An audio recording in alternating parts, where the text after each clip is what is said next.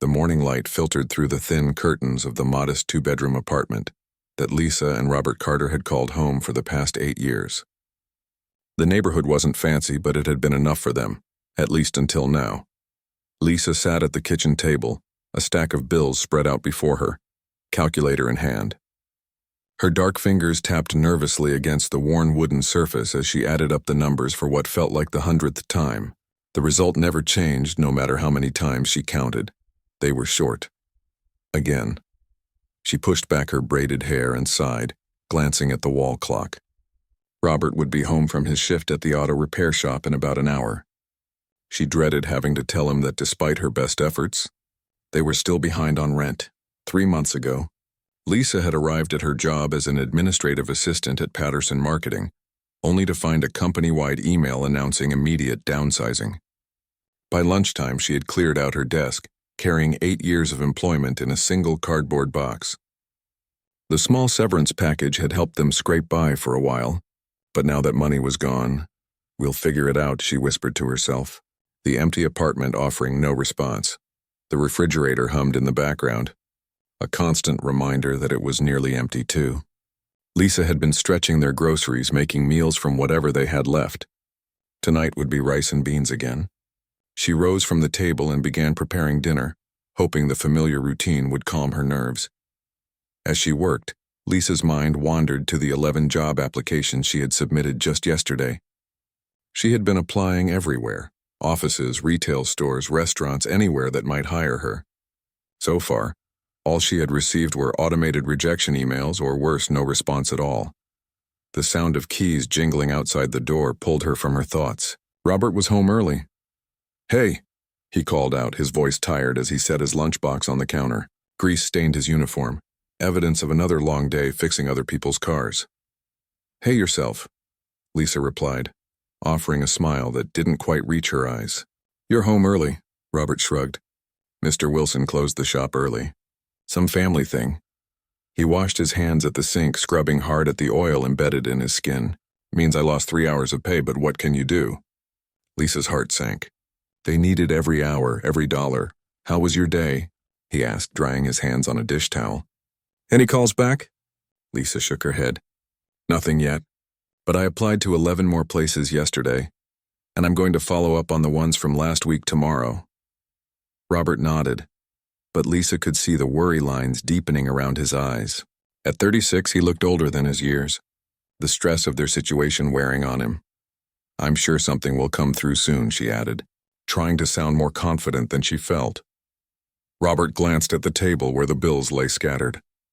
"Those the new ones?" "Yeah," Lisa admitted. "Water, electric, phone, and Mr. Patel came by again about the rent." Robert's shoulders tensed. "What did you tell him?" "That we'd have it by the end of the week." "And how are we going to do that?" His voice wasn't angry, just defeated. Lisa turned back to the stove, stirring the beans to avoid his gaze. "I'm going to call my sister tomorrow. Maybe she can help us out, just this once." Robert said nothing, but Lisa could feel his discomfort. They had borrowed from her sister twice already, and the thought of asking again clearly bothered him. "We shouldn't have to keep asking for handouts," he finally said, moving to the refrigerator and opening it, only to close it again when he found nothing but condiments and a half-empty carton of milk. "It's not a handout. It's family helping family," Lisa countered, though she didn't feel any better about it than he did. "It's temporary, just until I find something." Robert sighed and sank into a kitchen chair.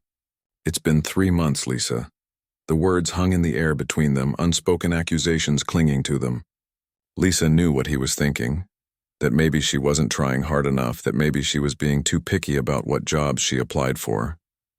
She had heard it all before, in bits and pieces during late-night arguments when they were both too tired and stressed to filter their words. "I know how long it's been," she said quietly. "I'm the one sitting here every day watching the rejection emails pile up." Robert's expression softened. "I didn't mean it like that. I know you're trying." Lisa nodded, accepting the unspoken apology. "Dinner's almost ready." They ate in relative silence, the weight of their financial troubles sitting at the table with them like an unwelcome guest. The TV played in the background, some game show where people won thousands of dollars for answering simple questions. Once they might have played along, laughing and competing to see who could answer first. Tonight they just ate, the contestants' excitement feeling like it belonged to another world entirely. After dinner, while Robert showered, Lisa returned to the bills, trying to figure out which ones they could delay and which ones needed immediate attention. The rent was already 2 weeks late, and Mr. Patel, their normally understanding landlord, was running out of patience. He had families on a waiting list who could pay on time, he'd reminded her that morning. Lisa opened her laptop, checking her email once more.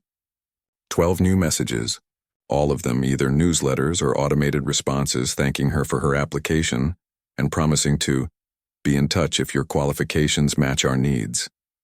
She closed the laptop harder than she intended, the sharp sound echoing in the quiet apartment. Still nothing? Robert asked, entering the room in worn sweatpants and a faded t-shirt, his hair still damp from the shower. Still nothing, Lisa confirmed. But there's a job fair at the community center on Thursday. I'll go to that. Robert sat beside her on the couch, their shoulders touching. You'll find something. I hope so, she replied, leaning into him slightly. I had a good feeling about that office manager position at the dental practice, but it's been a week and no call. Maybe call them tomorrow. Show initiative or whatever they call it. Maybe, Lisa agreed, though the thought of another rejection made her stomach knot. They watched TV for a while, some reality show neither of them really cared about, but it filled the silence and gave them something to focus on besides their problems. When Lisa's phone rang, they both jumped. Unknown number, Lisa said, her heart racing as she answered. Hello? May I speak with Lisa Carter? A professional-sounding woman asked. This is she, Lisa replied, giving Robert a hopeful look. This is Diane from Dr. Nungian's office.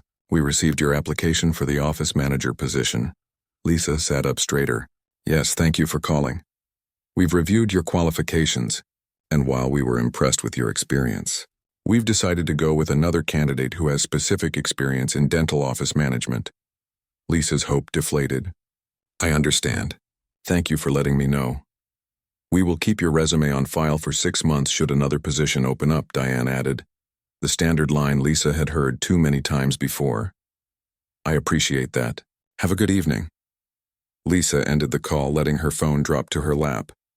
The dental office? Robert guessed. Lisa nodded.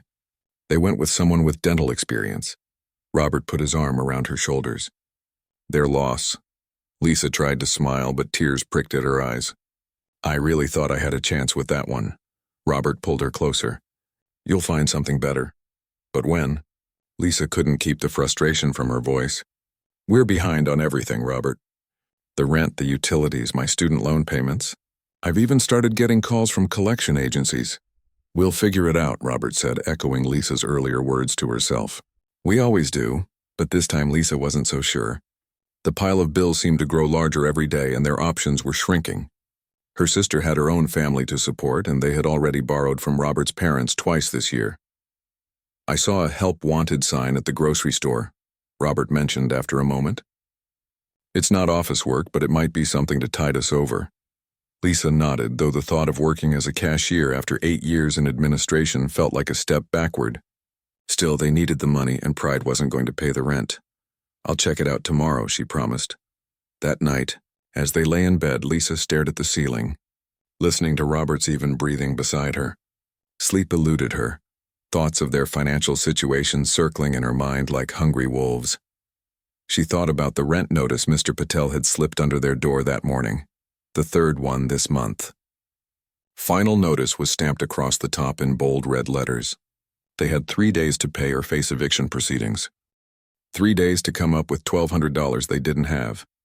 Lisa turned onto her side, watching Robert sleep. His face, usually creased with worry when awake, looked peaceful now. She loved him deeply, had loved him since they met in community college 12 years ago. They had weathered storms before, his mother's illness, her father's death, a miscarriage 3 years into their marriage. But this felt different. This slow, grinding financial pressure was wearing them down day by day. Something had to change, and soon. Lisa just didn't know what that something was going to be. As she finally drifted toward sleep, her last conscious thought was of the job fair on Thursday. Maybe, just maybe, that would be where their luck would finally turn around. What she didn't know was that things would get much worse before they got better. and that in just a few days a birthday cake would become an unlikely turning point in their marriage. Thursday morning arrived with a heavy downpour that matched Robert's mood. His ancient Ford pickup sputtered and coughed twice before finally starting, making him grip the steering wheel tighter. Another repair he couldn't afford.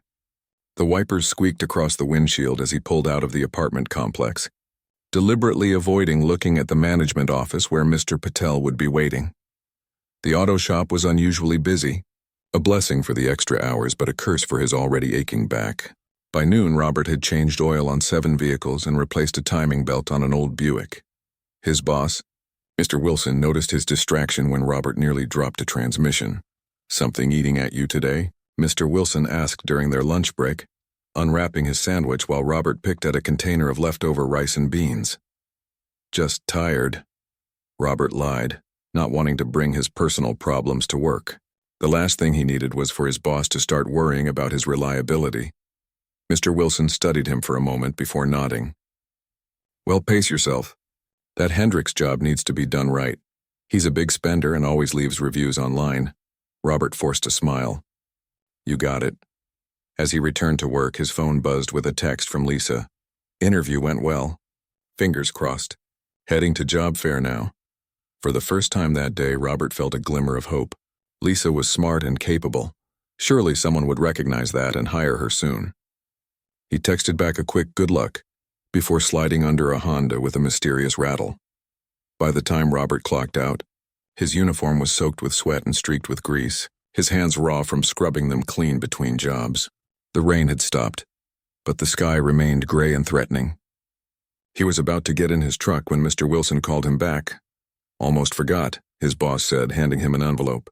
"Your paycheck. And listen, business has been a little slow this month, so I had to cut everyone's hours next week.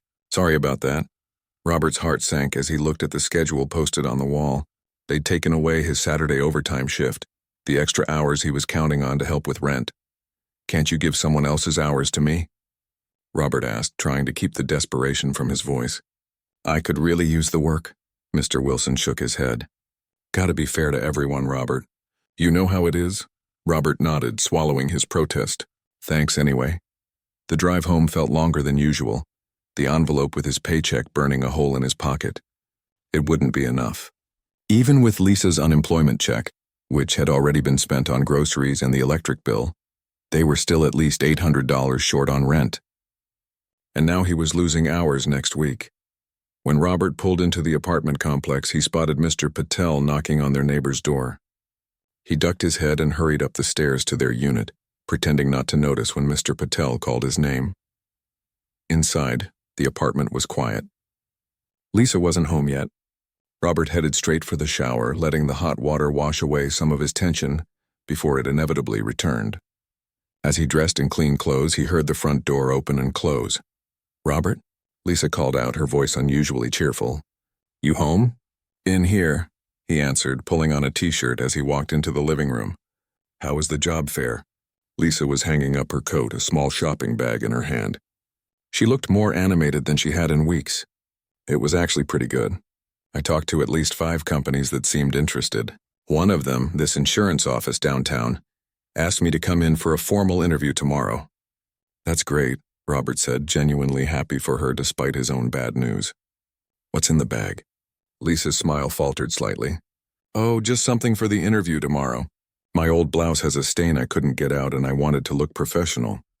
A knot formed in Robert's stomach. "You went shopping now?" Lisa's expression cooled. "It was just one blouse, Robert. I can't show up looking like I don't care." "How much was it?" Lisa hesitated. $40. "But it was on sale and I can wear it to other interviews too." $40, Robert repeated, his voice flat. "That's $40 we don't have, Lisa." "I used some of the money from the emergency jar," she admitted, setting the bag down on the coffee table. "I'll put it back as soon as I get paid from somewhere." Robert ran a hand through his damp hair, trying to keep his composure. "The emergency jar was for rent. Mr. Patel is already on our backs, and now I find out I'm losing hours next week." Lisa's face fell. "What, why?" "Business is slow," Robert said, pulling the envelope from his pocket and tossing it onto the table. "That's not even going to cover half of what we owe. I'm sorry about your hours, but what?" You thought it was a good time to go shopping. We're about to get evicted, Lisa. Lisa's eyes flashed. You think I don't know that? You think I haven't been carrying that around with me every single day while you at least get to go to work? I've been stuck in this apartment watching the bills pile up, getting rejection after rejection. Do you have any idea what that feels like? Of course I do. I'm the one who's been working overtime trying to keep us afloat while you... A sharp knock at the door cut him off. They both froze, knowing exactly who it was. Mr. and Mrs. Carter. Mr. Patel's accented voice came through the door. I need to speak with you. Lisa and Robert exchanged a look of dread before Robert moved to open the door. Mr. Patel stood in the hallway, a yellow envelope in his hand. He was a short man with salt and pepper hair and glasses that sat low on his nose. Despite his stern expression, there was a hint of sympathy in his eyes. Good evening, Mr. Patel, Robert said, trying to sound casual. I have been trying to reach you both, Mr. Patel said, holding out the envelope. This is an official notice. If payment is not received by Monday, I must begin eviction proceedings. I have been very patient, but I cannot wait any longer. Robert took the envelope, nodding stiffly. We understand. We're working on it. I hope so, Mr. Patel replied. You have been good tenants for many years. I would not like to see you go this way. After Mr. Patel left, Robert closed the door and leaned against it, the yellow envelope hanging limply from his fingers. Monday, he said quietly. That's 4 days. Lisa sat down heavily on the couch. I'll call my sister tonight. And tell her what? That we need another loan we can't pay back? Robert tossed the envelope onto the growing pile of bills. We already owe her from last time. Then what do you suggest? Lisa's voice rose.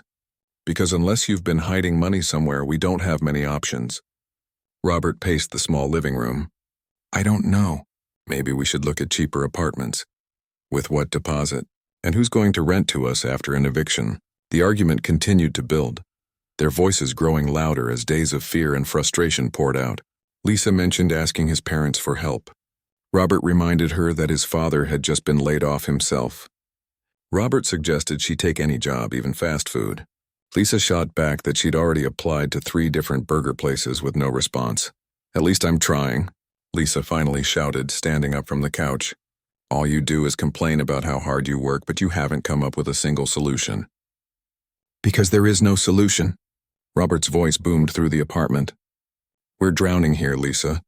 And instead of helping, you're out buying new clothes. Lisa flinched as if he'd slapped her. It was one blouse, she said, her voice suddenly quiet. One thing to help me try to get a job so I can help us. But you can't see that, can you? You're so caught up in being angry that you can't see I'm trying my best. She picked up the shopping bag and headed for their bedroom. I'm going to call my sister. And then I'm going to prepare for my interview tomorrow. Because unlike you, I haven't given up. The bedroom door closed with a decisive click, leaving Robert standing alone in the living room, surrounded by bills he couldn't pay and problems he couldn't solve. He sank onto the couch, head in his hands. Through the thin walls, he could hear Lisa's muffled voice as she spoke on the phone, likely swallowing her pride to ask for another loan. On the coffee table, his phone lit up with a notification. A calendar reminder he'd set weeks ago, Lisa's birthday tomorrow. Robert had almost forgotten. He'd bought a small cake last weekend, hiding it in the back of the refrigerator behind the leftovers. It had seemed important then, a small gesture to show that despite everything, they were still a team. Now, with another eviction notice in hand and another argument hanging in the air between them, he wondered if a cake would make any difference at all. Morning came too quickly, the weak sunlight filtering through the blinds, waking Lisa from a restless sleep. She had tossed and turned all night, the conversation with her sister playing on repeat in her mind. Kendra had agreed to lend them $400, not enough for the full rent, but it would show Mr. Patel they were making an effort. It came with a gentle but firm reminder that this would be the last time. I've got my own family to think about, Kendra had said, her voice kind but resolute. Lisa glanced at Robert's side of the bed. Empty. The alarm clock showed 7:30 a.m. He must have left for work already. They had barely spoken after their argument last night, just awkward movements around each other as they got ready for bed. The silence between them thick with unresolved tension. Today was her birthday, 34 years old and facing eviction. Not exactly how she had imagined her life would be at this age. Lisa pushed aside the self-pity and got up. Her interview at the insurance office was at 10 a.m., and she needed to focus on that. This could be the opportunity they desperately needed. In the kitchen, she found a note from Robert on the counter. "Good luck today. We'll be home around 5. No mention of her birthday, no endearment. Just information. She tried not to let it sting as she made herself a cup of instant coffee. Maybe he had forgotten with everything else going on, or maybe he was still too angry about the blouse. Either way, her birthday was the least of their concerns right now. Lisa spent extra time getting ready, ironing her new blouse and applying makeup with careful precision. Looking in the mirror, she barely recognized herself beneath the professional mask she was putting on. The woman staring back at her looked confident, capable, not at all like someone whose life was falling apart. The interview went better than she had dared to hope. The office manager, a friendly woman named Diane, seemed impressed with Lisa's experience and asked thoughtful questions about her administrative skills. By the end of the hour, Lisa felt cautiously optimistic. "We'll be making our decision by the end of next week," Diane told her, shaking her hand at the door. "But I have to say, you're exactly the kind of person we're looking for." Lisa walked out of the building with a lighter step than she'd had in months. She thought about calling Robert to share the good news but hesitated, remembering the note and the tension from the night before. Better to tell him in person, she decided. Maybe it would help ease the strain between them. On her way home, Lisa stopped by her sister's house to pick up the promised money. Kendra hugged her tightly at the door. "Happy birthday, sis," she said, pressing a small gift bag into Lisa's hands along with an envelope containing the loan. "It's not much, but I wanted you to have something." Lisa blinked back tears as she opened the bag to find a beautiful scarf in rich blues and purples. "You didn't have to do that," Kendra shrugged. "Of course I did. You're still my big sister, money troubles or not." Back at the apartment, Lisa found another surprise waiting. A letter had been slipped under their door. Not from Mr. Patel this time, but from the dental office where she had interviewed last week. Hands trembling slightly, she tore it open. "Dear Mrs. Carter," it began, "we appreciate your interest in the office manager position at Bright Smile Dental. After careful consideration, we would like to offer you the position, starting next Monday." Lisa read the letter twice, not quite believing her eyes. The salary was listed at the bottom. Not as much as she had been making before, but enough. Combined with Robert's income, they could cover their rent and start catching up on other bills. Relief washed over her in a dizzying wave as she sank onto the couch, clutching the letter to her chest. She couldn't wait to tell Robert. This changed everything. The hours until his return seemed to crawl by. Lisa tidied the apartment, paid the electric bill online using part of Kendra's loan, and even defrosted chicken for dinner, a luxury they hadn't afforded in weeks. She was just putting a pot of rice on to boil when she heard his key in the lock. "Robert?" she called, unable to keep the excitement from her voice. "I've got amazing news." Robert stepped into the kitchen looking exhausted. His uniform was even more stained than usual, and there was a smudge of grease across his forehead that he had missed when washing up. "What news?" he asked, his voice flat as he set his lunchbox on the counter. Lisa held out the letter. "I got the job. The dental office called back. I start on Monday." Robert took the letter, scanning it quickly. For a moment, his expression didn't change. Then slowly, a small smile tugged at the corners of his mouth. That's great, Lisa, really great." "And the interview today went well too," she continued, the words tumbling out in her excitement. "They said I'm exactly what they're looking for. I might have 2 job offers by next week." Robert nodded, handing the letter back. "We could use the income." His underwhelming reaction dampened her enthusiasm somewhat, but Lisa pressed on. "I know, and look," she pulled out the envelope from Kendra. $400. It's not the full amount, but maybe Mr. Patel will work with us if we show him we're trying and tell him about the job. Robert's expression darkened. "So you did ask your sister for money?" "Well, yes," Lisa said, confused by his tone. "We talked about it last night. After you spent money from our emergency fund on clothes." The accusation hung in the air between them. Lisa took a deep breath, trying to stay calm. "I bought 1 blouse for interviews, Robert. Interviews that got me a job. I'd say that was an emergency." "The emergency was paying our rent," Robert countered, his voice rising. "Not looking pretty for some receptionist job." "Office manager," Lisa corrected automatically, her own anger starting to build. And looking professional is part of getting hired. It worked, didn't it? I got the job. After 3 months of nothing, Robert shot back. Meanwhile, I've been working my hands raw trying to keep us afloat, and what do I get? Cut hours and an eviction notice. Lisa stared at him in disbelief. Are you seriously mad at me for getting a job? Isn't this what we wanted? What I wanted was a partner who considered our situation before spending money we didn't have.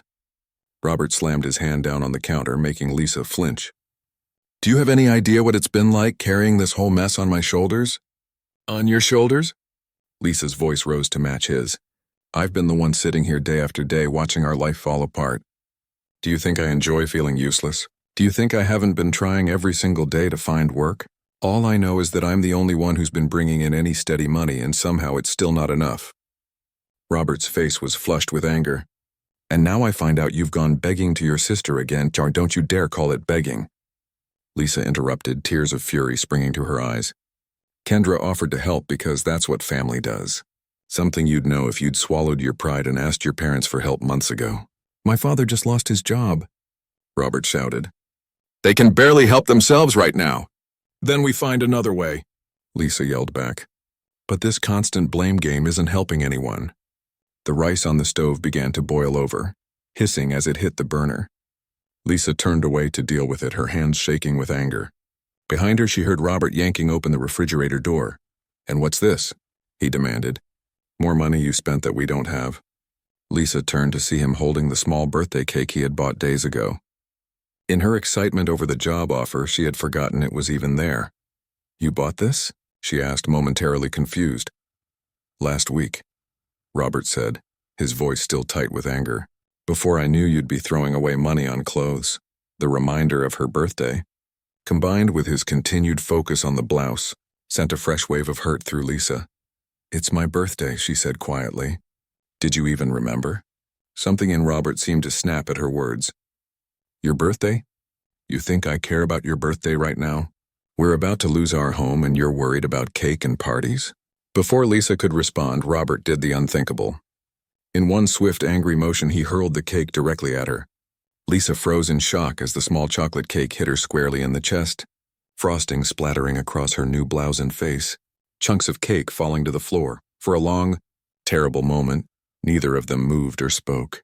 The only sound in the kitchen was the soft hiss of the rice still boiling on the stove and the dull thud of cake pieces hitting the linoleum. Robert's eyes widened in horror at what he had done. The rage drained from his face, replaced by immediate regret. Lisa, he began, his voice barely above a whisper. I'm so... Lisa raised a hand to silence him, chocolate frosting dripping from her fingers. The cold shock of the cake against her skin had jolted her out of the argument, leaving an eerie calm in its wake. Slowly, deliberately, she wiped a smear of frosting from her cheek, and then, to Robert's complete astonishment, she did the last thing he expected. Lisa looked down at her ruined blouse, chocolate frosting dripping onto the kitchen floor. The blouse she had spent their emergency money on. The blouse she had worn to her interview that morning. The blouse that now symbolized everything wrong in their marriage. Robert set the container on the counter and took a hesitant step toward her, then stopped, uncertain if she would welcome his help or push him away. I'll clean this up, he offered, his voice small. No, Lisa said, her tone surprisingly calm as she wiped frosting from her face. We both need to clean this up. All of it. She walked to the sink and wet a dish towel, then began to wipe the worst of the chocolate from her blouse.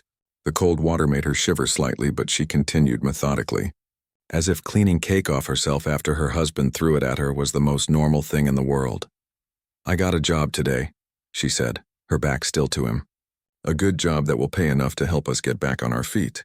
That should have been a moment for celebration, not this. Robert moved to grab paper towels, kneeling to clean the mess on the floor. I know, he admitted, shame coloring his voice. When I saw that letter, all I could think about was how we're still short on rent, and the eviction notice and my hours being cut, and I snapped. But that's no excuse. None at all.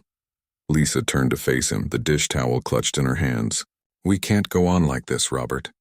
We just can't. Fear gripped his heart. Was this it? After 8 years, was she going to walk out because of a moment of stupidity? Because he'd thrown a cake at her like some angry child? What are you saying? He asked, barely able to get the words out. Lisa sighed, leaning against the counter. I'm saying we need to stop blaming each other and start talking. Really talking. About money, about our fears, about everything we've been avoiding these past months. Relief washed over Robert, followed quickly by guilt. Here he was, worried about losing her when she was trying to save them. He stood depositing the paper towels and cake remnants in the trash. You're right, he said. I've been so caught up in working and worrying that I haven't really been listening to you.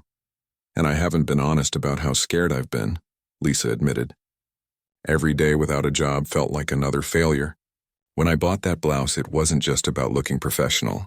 It was about feeling like I still had some control, like I could still do something to change our situation. Robert nodded slowly, understanding dawning on him. I get that now. I'm sorry I made it all about the money. It is about the money, Lisa countered. But it's also about how we handle problems together. Throwing cake at each other isn't exactly a mature solution. A ghost of a smile crossed Robert's face. No, it's not. He looked at her, taking in the chocolate smeared across her once pristine blouse. I can't believe I did that. I would never want to hurt you, Lisa, you know that, right? I know, she said softly. But we've both been hurting each other with words for months now. Maybe we needed something this ridiculous to wake us up. Robert reached for her hands, relieved when she didn't pull away. Tell me about the job, he said. The dental office one. Lisa's eyes lit up slightly. It's an office manager position. The pay is less than what I was making before, but not by much.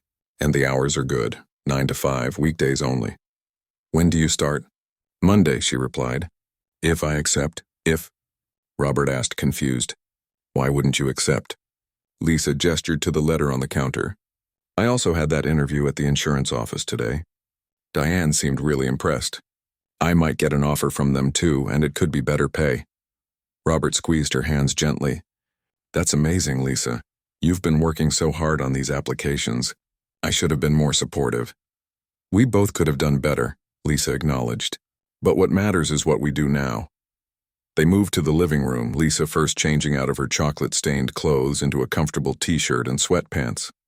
Robert made fresh coffee and they sat on opposite ends of the couch, the distance between them both physical and emotional, but not as vast as it had been an hour ago.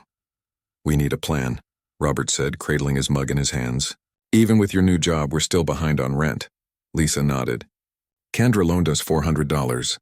With your paycheck, that gets us about halfway there. Mr. Patel wants the full amount by Monday. Maybe we can talk to him, Lisa suggested. Show him the job offer letter, give him what we have, and promise the rest when I get my first paycheck. Robert considered this. It might work. He did say we've been good tenants. And if it doesn't, Lisa continued, we start looking at cheaper places. Maybe that one bedroom over by the park. It's not ideal, but it would be a roof over our heads until we catch up.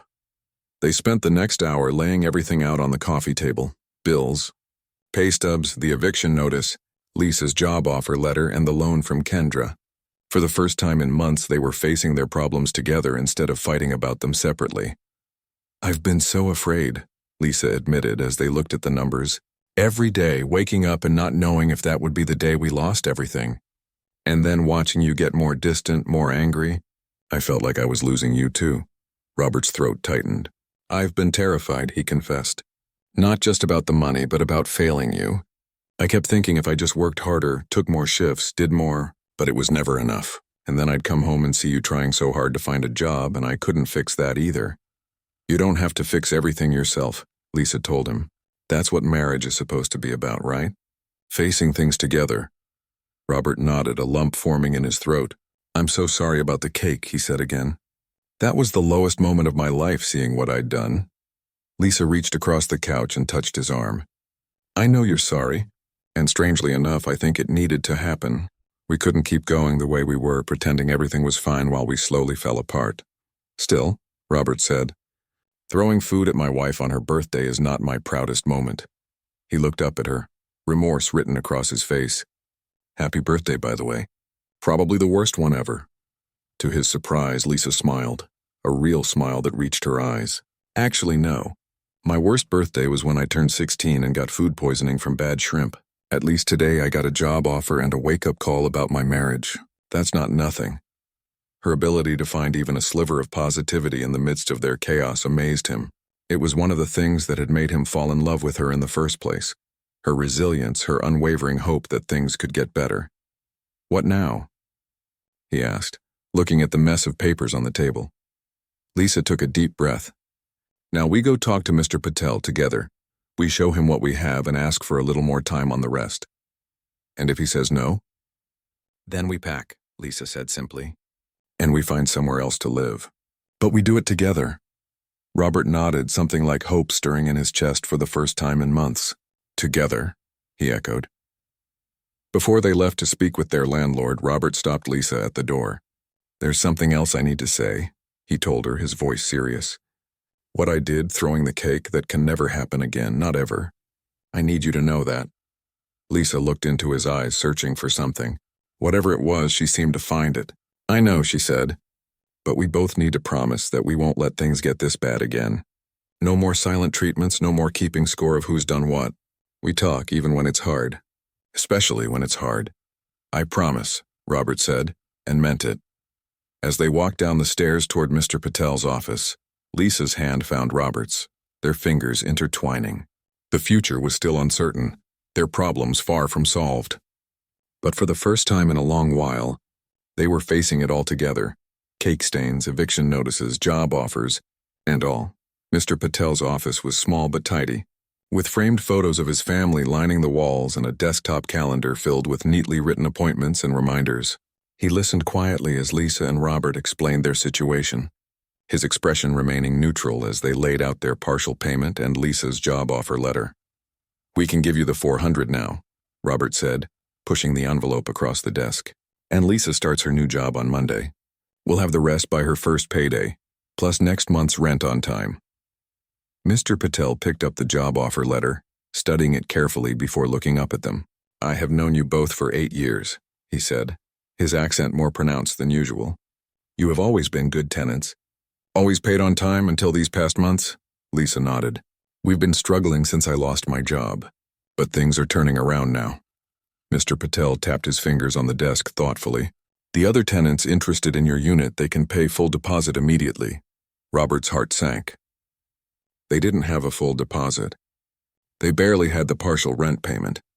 He felt Lisa's hand squeeze his, a silent reminder of their promise to face this together. "We understand," Lisa said, "but we've been part of this community for years.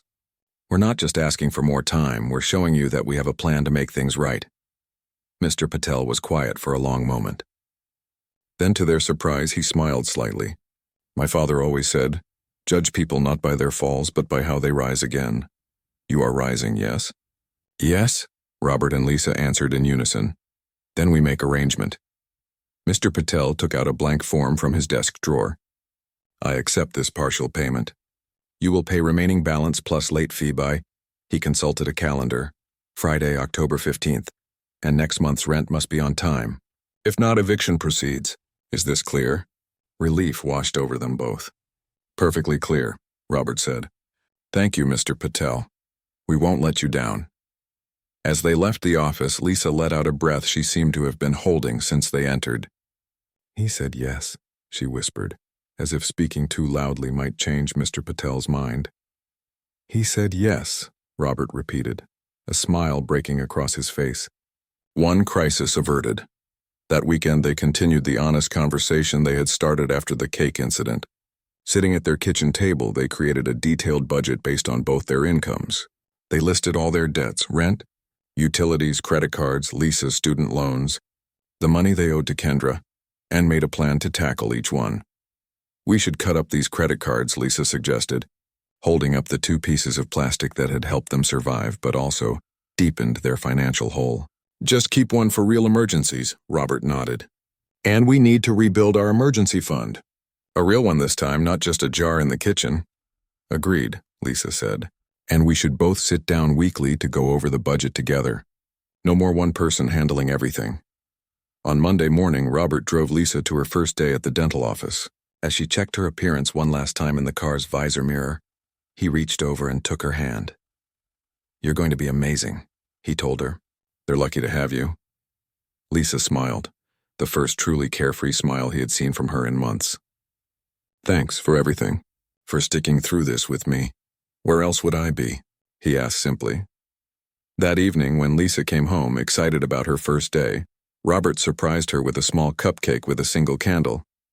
"A replacement birthday celebration," he explained. "One that doesn't end up on your clothes." Lisa laughed and blew out the candle. "What did you wish for?" Robert asked. "Can't tell you or it won't come true," she teased, "but it might have something to do with us being okay again." The following weeks were not easy. They both worked long hours, Robert picking up weekend shifts when they became available again, Lisa adjusting to her new role at the dental office. Every penny was accounted for, every expense questioned and justified before money was spent. They kept their promise to Mr. Patel, paying the remaining rent just one day before the deadline he had given them. Slowly, step by step, they began to rebuild. Not just their finances, but their relationship. The habit of honest communication that had been born in crisis became their new normal. Where once they had hidden fears and frustrations from each other, they now shared them openly, facing each challenge as it came, together. 2 months after the cake incident, Lisa received an unexpected call from the insurance office. They had gone with another candidate originally, but that person had left, and they remembered how impressed they had been with Lisa. The position was hers if she wanted it, with a salary that was significantly higher than what she was making at the dental office. That night, she and Robert sat down to discuss the opportunity. "The money would help us pay off our debts faster," Lisa pointed out, "and start saving for a house down payment." Robert nodded. "But you seem happy at the dental office. Would you be happy making the switch?" Lisa appreciated that his first concern was her happiness, not just the extra money. "I think I would. The work seems more interesting with more room to grow. And honestly, I'm ready for a new challenge." "Then I think you should take it," Robert said. "We'll adjust the budget again. Maybe even start that vacation fund we've been talking about." Lisa accepted the offer the next day. Her new employer was understanding about giving proper notice at the dental office, and 3 weeks later, she started her new position. The day she received her first paycheck from the insurance company, she and Robert sat down to update their budget.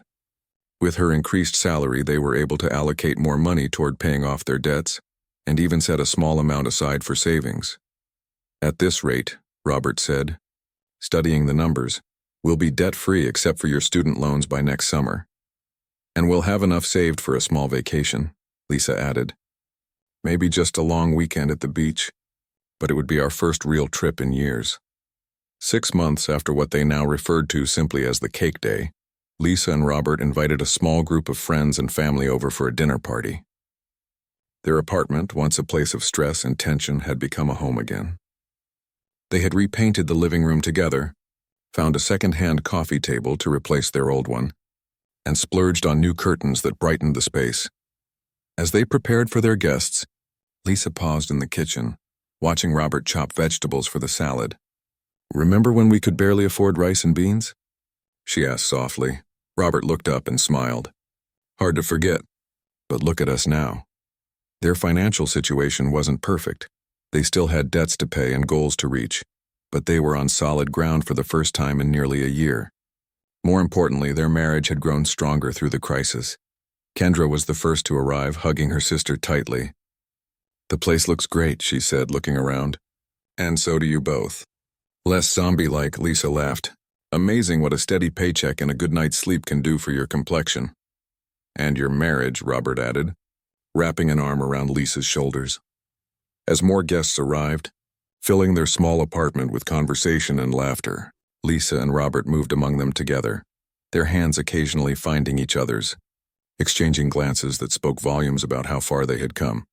After dinner, Robert disappeared into the kitchen and returned carrying a cake, much larger and more elaborate than the one he had thrown months before. The group sang happy birthday to Lisa, even though her actual birthday had long passed. "What's this for?" she asked when the song ended. "My birthday isn't for months." "It's not for your birthday," Robert explained, his voice soft enough that only she could hear. "It's for us. For making it through the hardest year of our lives and coming out stronger. I figured we deserved a cake that didn't end up on the walls." Lisa's eyes filled with tears as she looked at the cake, then at her husband. "We should make this a tradition," she suggested. "A yearly cake to celebrate making it through whatever life throws at us." "I promise not to throw this one," Robert said with a grin. Lisa laughed and squeezed his hand. "And I promise to keep talking even when it's hard." As they cut the cake together, surrounded by the people they loved, Lisa couldn't help but think about how differently things might have turned out if she had responded with anger instead of calm on that fateful day 6 months ago. One moment, one choice had changed the course of their marriage.